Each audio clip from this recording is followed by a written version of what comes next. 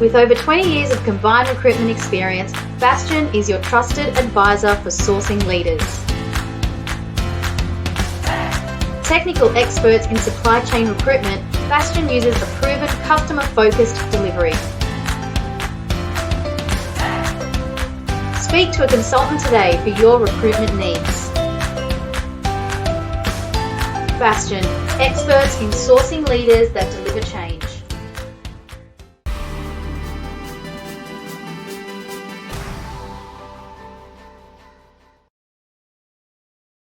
Good morning, everyone. You're watching another episode of Trade Australia. I'm your host, Lawrence Christoffelsz. We've got another fantastic episode. We've got some amazing people who can talk to you about their associations, as well as Victor Burton around the Centre of Optimism. So to kick it off today, we're joined from Brisbane by Marianne Kintzel from RWTA. Hi, Marianne, how are you? I'm very well, and how are you, Lawrence? Oh, fantastic. Thanks so much. Marianne, just to kick off, can you explain the acronym RWTA, what you guys are, and all the programs and how you serve Australia? Certainly. We're the Refrigerated Warehouse and Transport Association of Australia, so it's a lot easier to say RWTA for obvious reasons. We represent the warehousing and transport sectors that are involved in the storage, distribution and transportation of temperature-controlled goods in the Australian cold chain. Great. And what is the Australian cold chain for those of us, all the viewers who don't know about specific cold chain?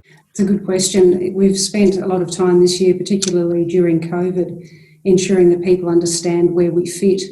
And the Australian cold chain is, the chain gives an idea that there's something left of us and something right of us. So a lot of people understand food production, abattoirs, fruit and what have you, and they know who Woolies and Coles and Aldi are. But they don't realise that the food needs to get distributed and chilled prior to it being taken across to any of the retailers as such. So we sit in between and we're more or less unknown.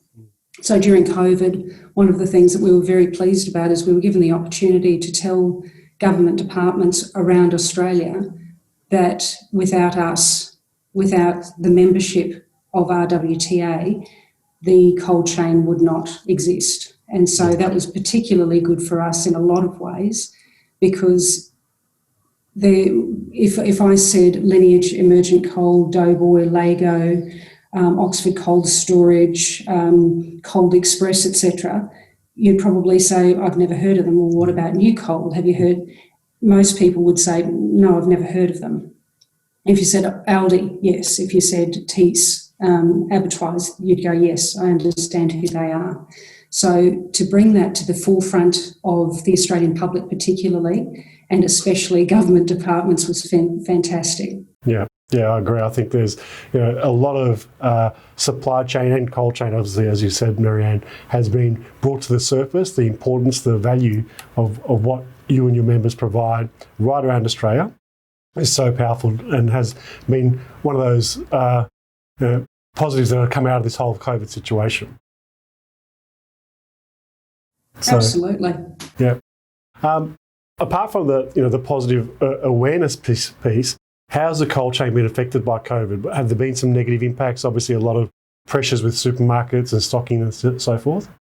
Absolutely, yeah, it was. It was very, very difficult in the beginning because, of course, the warehouses, there were a couple of cases in different spots of Australia, of course, and so there were a lot of very strict requirements imposed upon warehouses especially. So when you need to take your staff down by a third, yet do 2.5 times Christmas and the rest, that's going to be a really difficult thing to do. When you're asking for, let's say, a third of your workforce to be tested for COVID once a week and not take them out of that workforce environment, that's going to be difficult. Yeah. We all know about the toilet paper debacle where all of a sudden there was nothing on the shelves. That also actually happened with mince, flour, pasta. So there were a few different things that went missing because I suppose people were at home, they were cooking more, but there was also a panic factor. Yeah. And what the cold chain showed without a shadow of a doubt is that they could step up to the mark, they were agile, and they moved around everything that was thrown at them to make sure that people had food on the plate. We made a very big point of saying, particularly to government departments and to try and get out to the media, there is enough food for everyone all the time. The only issue that we're having is trying to get it to the shops fast enough. So please be patient. And with that patience, you'll find that your plates will be stocked for sure. Yeah. And Marianne, I wanted to ask you about things like the border closures. And obviously with RWTA, you're dealing with so many organisations and diverse transport companies. Australia is probably one of the most challenging continents for cold chain, and I really commend you on what you and the association do to bring the best out of the whole community of cold chain providers. But how have things like border control issues impacted you as well? Look, that was really difficult in a couple of ways. I remember going to the different government departments depending on what state was being affected. But if you can imagine a truck having to go from, I'm just making this up as I go, but from Queensland to New South Wales, and all of a sudden all of the showers were closed, all the places where anyone could wash were closed, anywhere that people could eat and rest were closed. And so the truck drivers were at a disadvantage because they didn't have the requirements that they needed just to get on with the job. The other thing that we were pressing for, interestingly enough, was NBN, to make sure that the communications were always kept clear with energy companies to ensure that cold storage facilities had the electricity that they required to keep them up and running, of course, in this particularly difficult time, because that would have been devastating. Yeah. And but also for things like hand sanitizer, of all things. That was, we were begging to say, look, we understand that hospitals and medical centres absolutely have to have hand sanitizer, but please understand that our guys need it too. And between shifts, they were doing deep cleans. So they would bring a shift on, make sure that the next shift had nothing to do with this particular shift. They would do a deep clean, and they're still doing that, by the way. And so, you're trying to shift your labour force around, you're trying to be really agile, keep everyone well, and do, an output that is extraordinary day in, day out, 7 days a week. So there were quite a few things that were needing to be juggled, and they just kept on doing it. Yeah. And they just kept on stepping up to the mark. It was absolutely extraordinary to watch. Yeah, fantastic. And I think that, there's so many, as we said earlier, there's so many great positive stories that have come out of this, and how companies have stepped up. They've, used that buzzword pivot and, really made the most of getting the job done, being as efficient and safe as possible. So, congratulations on all the work that you're doing with RWTA, Marianne. And what are the things coming up? Anything before we head off that, you'd like to tell the audience about? Any upcoming events or webinars or things like that? For certain. There's what we've done is we do a lot of networking with RWTA, and, well, not this year, okay? So what we're trying to do is to ensure that we've got lots of things to look forward to. But one of the main things is between the 7th to the 9th of March in Noosa. Yep. In 2021, we've got a conference coming up, and it goes Sunday, Monday, Tuesday. Sunday is going to be a fun day, but Monday and Tuesday will be pretty full on. And we do a very educational update, and it'll be on automation, digitisation, COVID, how exactly, how do we move on from here? How do we get the recession out of the way as quickly as possible and move on and make sure that people, companies are profitable and are working to the best that they possibly can. So 7th to the 9th of March, RWTA conference. Would love to see you there. Fantastic. We'll definitely get the word out for that, and we'll encourage all the viewers to jump onto the RWTA website as well and see all the other programs and support that you offer as well. Fantastic. Thank you. Thanks so much for joining me, Marianne. Really appreciate the chat, and let's touch base again before that conference. It'll be great to have you back on the show sometime soon. That'd be fantastic. Thank you so much, Lawrence. Thanks, Marianne. So there you've heard from Marianne Kintzel, the Executive Officer for the RWTA. As you've heard, they've really showcased and highlighted through the COVID situation how important cold chain is right around Australia, and the important roles that they play in making sure that we get everything we need from the supermarkets and pharmaceuticals and all that sort of stuff as well. So stick around after the break. We'll be joined as well by Jacquelene from Women's Transport Association. So we'll see you after these short messages. With over 20 years of combined recruitment experience, Bastion is your trusted advisor for sourcing leaders. Technical experts in supply chain recruitment, Bastion uses a proven customer-focused delivery. Speak to a consultant today for your recruitment needs. Bastion, experts in sourcing leaders that deliver change. Welcome back, everyone. You're watching another episode of Trade Australia. I'm your host, Lawrence Christoffelsz. Now I'm joined in studio by Jacquelene Brotherton, the Chair of Transport Women Australia. Hi, Jacquelene. Thanks for joining me. Hi, thank you for having me on. Great to have you in studio. Jacquelene, tell us about Transport Women Australia and what you guys do. Okay, so Transport Women Australia has been around for 21 years now, in December. So it was started in December 1999, by 8 women who wanted to support women in the trucking industry and to showcase what was happening in their careers and show what a great industry it was, and to encourage women to join the transport industry. So we've gone on from there and encouraged that and just carried on their legacy, I suppose, over those last 20 years. Yeah, fantastic. I think that it is so good to encourage that diversity in the transport sector. What are the type of programs and initiatives that you offer to support that? So we have a mentoring program that we've just launched earlier this year, and it's been really successful. So we match mentors and mentees throughout our membership and encourage everybody to take advantage of that. That's been really good. Obviously, sometimes we get them outside our membership and get them to join, which is really great as well. We also have, and that's been successful through the coronavirus, but we have a Women Driving Transport Careers, which is a female-only driver training program, which obviously hasn't been able to take place during this pandemic, but that's introduced 30-something new drivers, female drivers, to the industry. So they go through a 6-week course and get their driver's license at the end, and they're employed as they finish. Fantastic. So they are employed pre the course, but if they don't get their license at the end of the course, they obviously don't take up that employment. Yep. So that's one of our that's one of the programs that's obviously been affected by this, but hugely successful. We also have a Learning Initiative Breakfast, which was launched last year, again affected by the pandemic. So, but we've managed to grow our membership throughout the pandemic, which has been really good through some of our other programs that we've got going. So. I was going to ask about that, Jacquelene, because there's so many industries that I'd imagine a lot of women will be thinking, do you know what, I want to try something different, whether it's from hospitality or other arts or culture. They think, okay, well, let's look at a new career path. Have you noticed that with COVID? We have, and one of our great women in the driving trainer course, she was one of our first graduates. She was a makeup artist for 8 years. Yeah. So she's our poster girl for that, yeah. and she's amazing. So we have had a lot of people transitioning from other industries and obviously looking to do that and grow it nationally once we can get people all back in the truck to do that together. So that's been really, really good. We also offer a scholarship, 4 scholarships every year, and we see people coming from they have to use it to advance their career in transport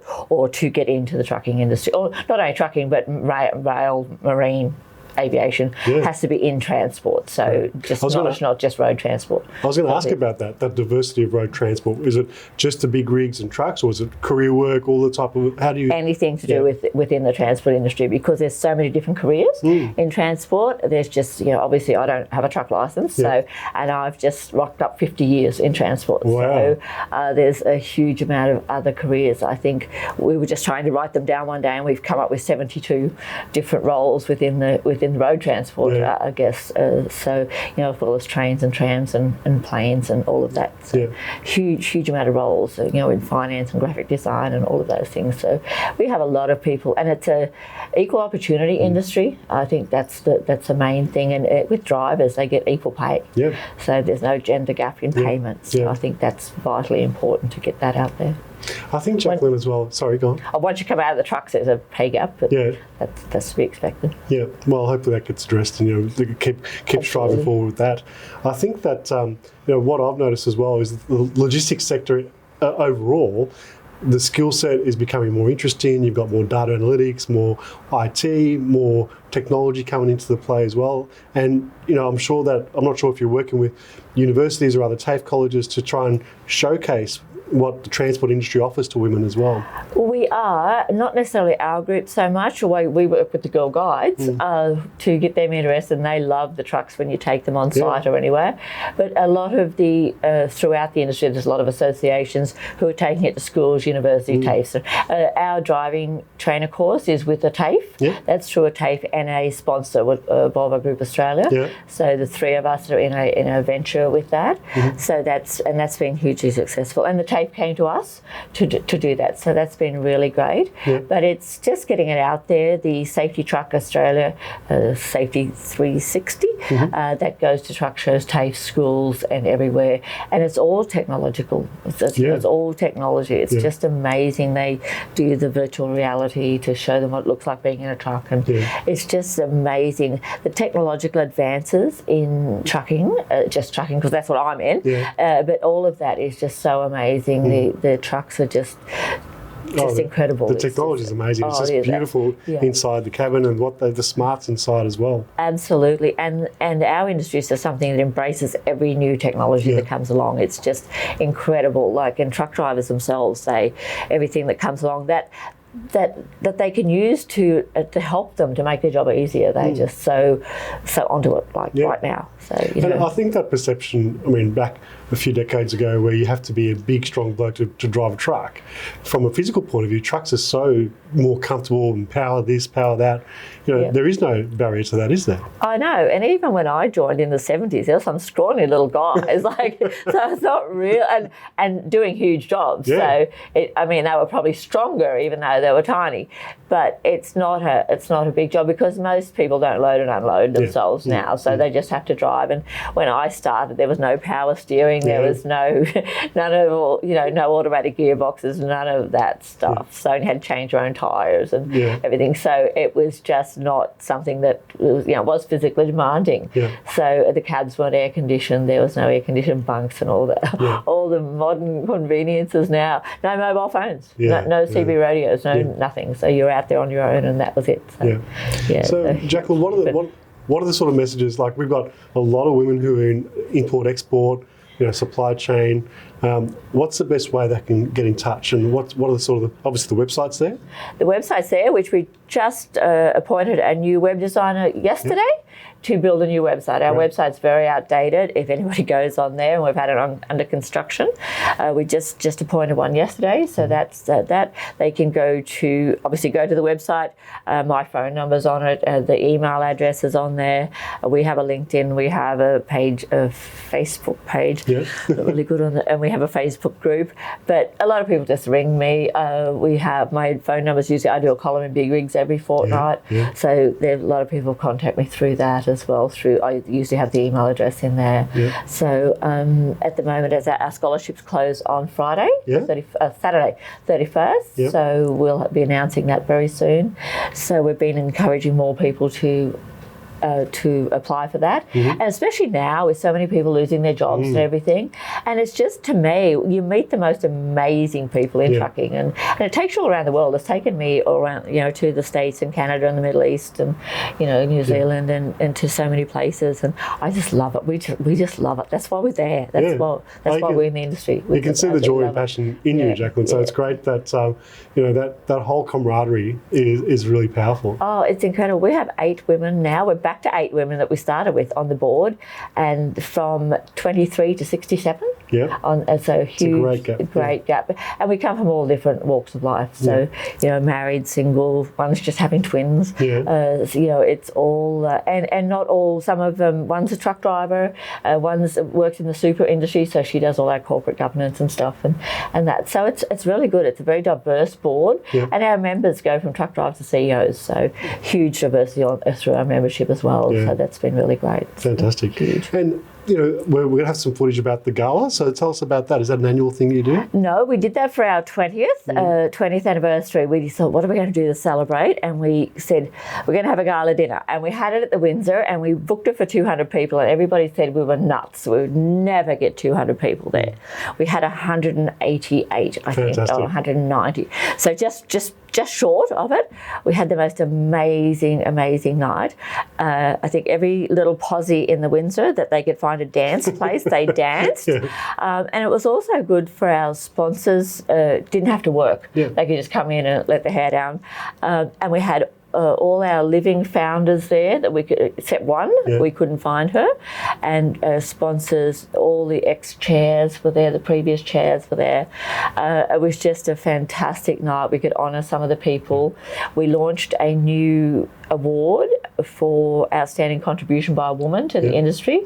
Had a lovely gentleman call up and offer this award in honour of his late wife. Oh, beautiful. So we launched the Trish Pickering Memorial Award and gave it to one of our chairs who had been on the board for 18 years and was chair a couple of times. So she was given the inaugural award. We will announce the second one in November. So he sponsored it for 5 years to start with. So we hope to keep that going forward. We also, last year was the first year that Daimler Truck and Bus Australia Pacific sponsored the scholarships, the Driving Different scholarships. So we announced our award scholarships to there and brought the girls down, ladies down to, and their partners and so forth, to the dinner. So we presented them at the gala as well. So it was just a fantastic night, and we had some wonderful people there and huge variety in the room, and some great people in trucking there, which was really, really good. Yeah. Great. So. Well, congratulations, Jacqueline, on all the great work you and the team are doing, the whole board.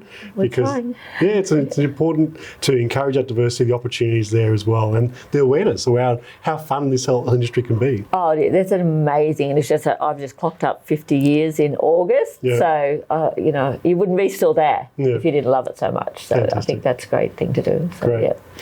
Thanks so much for coming to studio. Let's keep in touch. New events coming up, let us know. We're happy to promote that on the show as well. Thank you so much, and thank you. Maybe come to our conference next May. That would be great. Thank you so much. Thanks, Jacqueline. Thank you. So there you heard from Jacquelene Brotherton, the chair of Transport Women Australia. They've got some amazing programs that they're doing, and you really should look at the industry. If there's something you want to look at, some different career paths, or even just get into driving from the logistics sector itself. So check out Transport Women Australia, get in touch with Jacqueline and her team. So thanks very much. Stick around after the break. We'll be joined by Victor Purton from the Centre of Optimism. See you soon. With over 20 years of combined recruitment experience, Bastion is your trusted advisor for sourcing leaders. Technical experts in supply chain recruitment, Bastion uses a proven customer-focused delivery. Speak to a consultant today for your recruitment needs. Bastion, experts in sourcing leaders that deliver change. Welcome back, everyone. You're watching another episode of Trade Australia. Today you've heard from fantastic programs on Refrigerated Warehouse Transport Association, Transport Women of Australia Association, and to wrap up today's episode, I'm so excited to introduce you to Victor Purton, who's the Chief Optimism Officer for the Centre of Optimism. Thanks so much for joining us, Victor. Oh, and Lawrence, it's great to be with you because you are an optimistic leader. You're infectiously optimistic, and this program is part of delivering a better world. So I'm really pleased to be joining you. Thanks so much. That means a lot. And, I want to ask you, for all the viewers out there, we know how bleak the world has been over the last 6 or 7 months or so, but tell us first about why you created the Centre of Optimism and why you're so passionate about it, please, Victor. Yeah, and most importantly for your people, it's optimism is a state of mind, not the state of the world. You and I are not going to be able to bring peace to Central Africa, unless unusual things happen. Yeah. But there are many things you and I can do to make the world better for the people around us. So what started for me, I was the Victorian government's commissioner to the Americas, North and South America. So working in foreign direct investment, both promoting foreign direct investment. And of course, I had the unique challenge during the global financial crisis of protecting existing foreign direct investment, especially in the automotive trades and aluminium smelting and the like, where people were concentrating back to home base. And the American government was putting huge subsidies into getting people back to America. And also promoting exports, everything from beautiful Australian Pinot Noir and cheeses through to missile defense systems and the like. So in the US, I found there was this incredible stereotype of Australians. Yeah.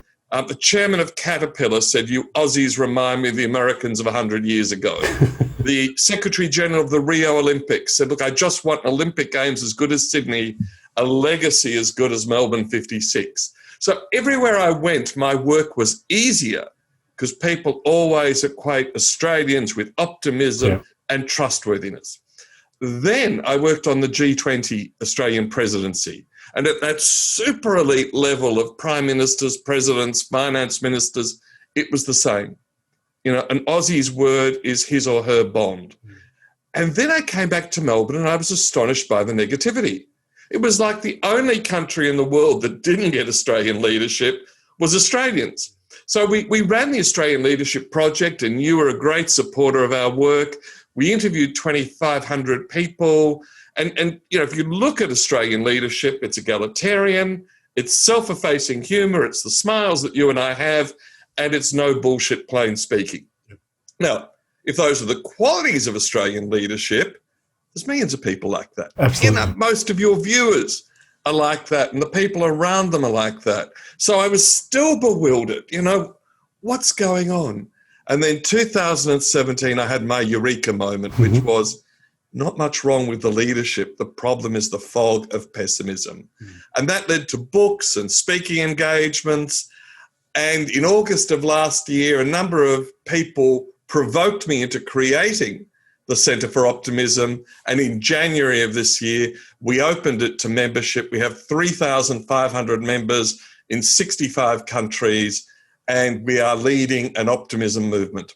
Yeah, it's a real groundswell. I can see it, Victor, and congratulations to how you've launched it in such a short time to get that great membership base, because I think people, they need this. They need that energy, the optimism, and they need to work out, it's not just to have the word, but how do you actually engage optimistically, and how do you bring your state of mind, as you said earlier, into play? The first thing is a question. What makes you optimistic? And you've answered that question in the past. I ask it of people every day.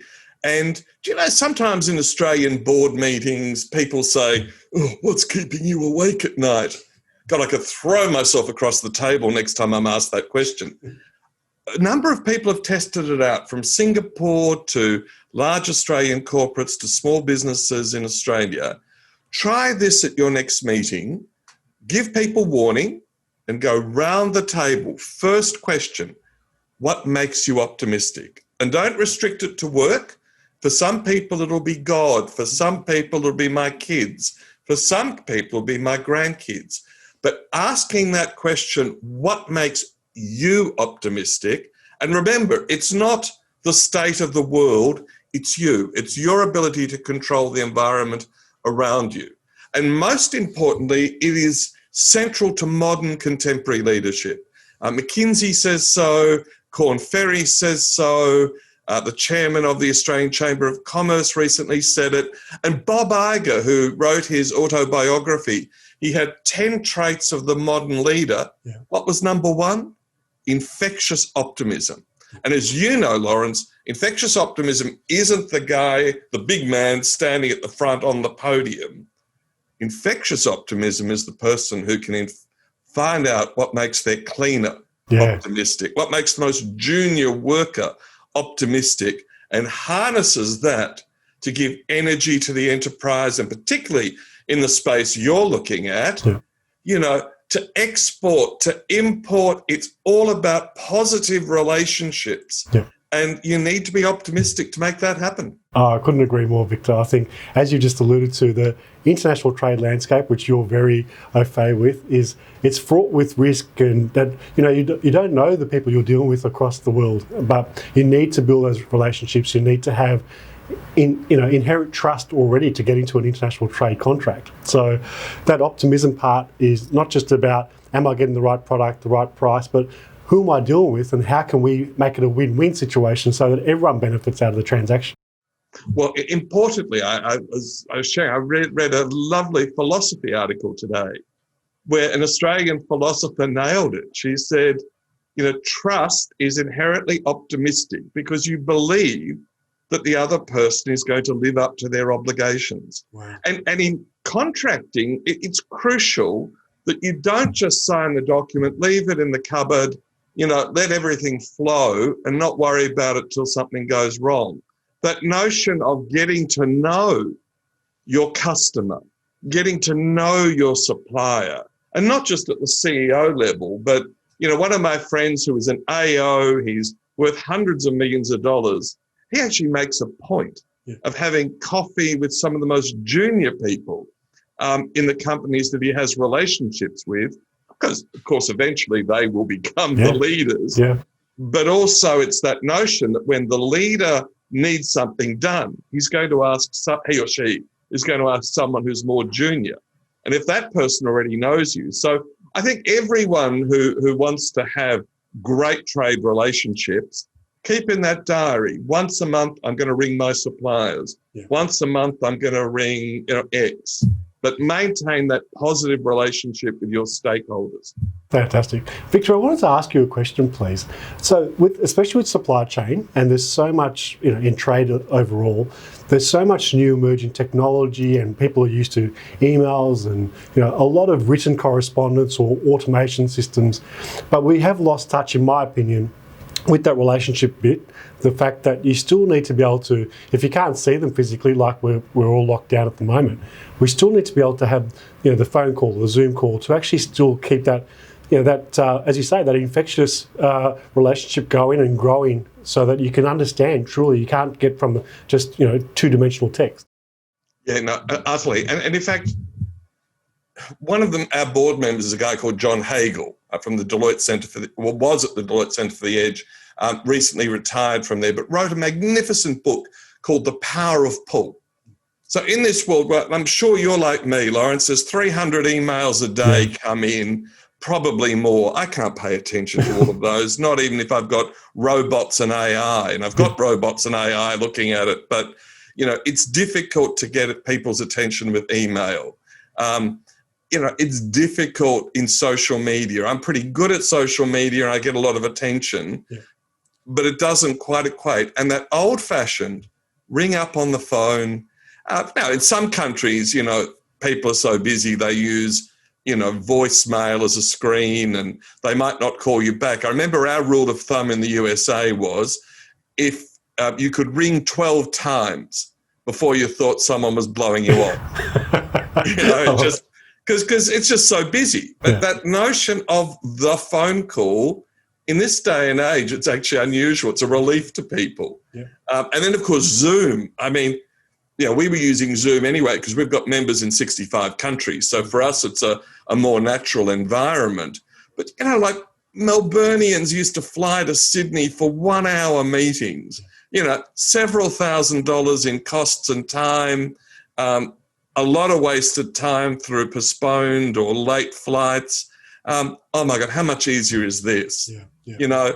5 minutes before the meeting, I switch on my Zoom. The end of the meeting, I switch it off, do my notes in the meanwhile. And one of the things we do a lot of is great webinars. Yeah.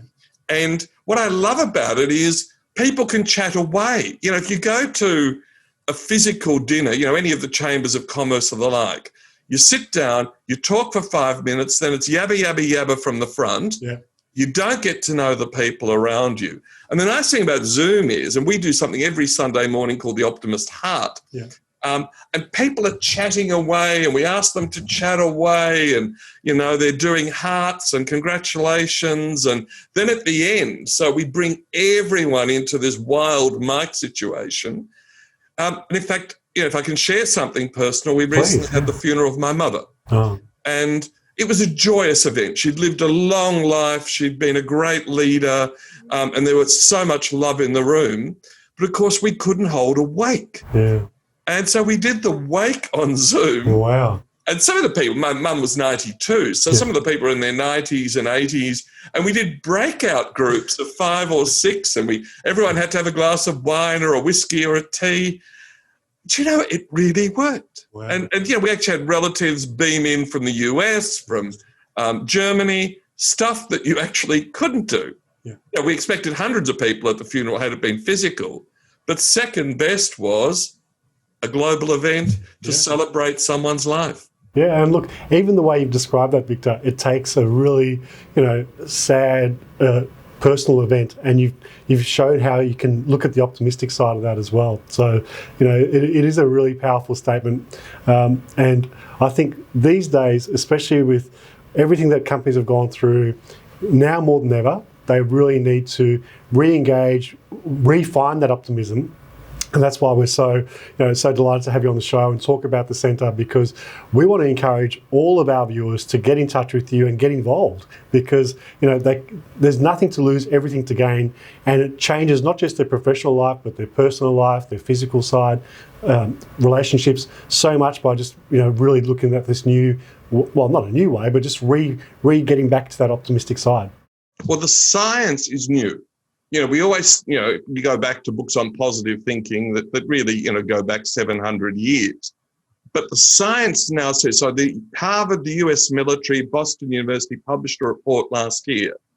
The most significant trait for healthy longevity, living beyond 85, is not genetics, geography, or wealth, it's optimism. Wow. The American College of Cardiology, a study of 200,000 people, again, the biggest protector against heart disease is optimism. The greatest predictor of recovery is heart disease. And we actually even apply it to the dating game. So the University of Michigan says that if you've got an optimistic spouse, you get some of the protective factors. So any of your watchers who are still single, they need to make that question, what makes you optimistic, part of that first dating drink or dinner. And those who are married, of course, there are ways to lift that optimism of your partner. And probably the best one is smile at him or her over breakfast. Yeah, it's some simple stuff, but so powerful. It's really, really valuable. I've really enjoyed chatting to you, as I always do, Victor. And I'd love to get you on the show more often and keep us abreast of any new programs that are being run,